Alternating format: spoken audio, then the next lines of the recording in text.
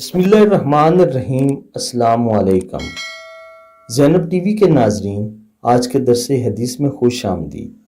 ناظرین کرام، آج کا موضوع ہے سب سے بڑی آفر۔ ارشاد باری تعالیٰ ہے، گناہ کی نیت پر گناہ نہیں لکھا جائے گا جب تک کہ گناہ کا کام کر نہ لوگے، اور جتنا گناہ کرو گے اتنا لکھا جائے گا۔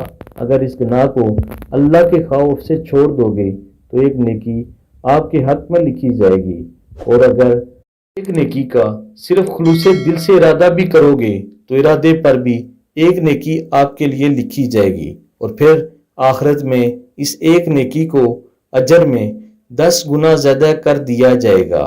ناظرین کرام، سورہ انعام اور رسول اللہ صلی اللہ علیہ وآلہ وسلم کی حدیث قدسی کے حوالہ جات ساتھ میں موجود ہیں۔ ناظرین کرام، مفہوم یہ ہے کہ جب تک آپ ارادہ کرتے ہو، صرف ارادے پر آپ کا گناہ نہیں لکھا جاتا۔ جب تک آپ عمل نہیں کرو گے اس وقت تک گناہ نہیں لکھا جائے گا، اور جتنا عمل کرو گے اتنا ہی گناہ لکھا جائے گا، نہ زیادہ نہ کم۔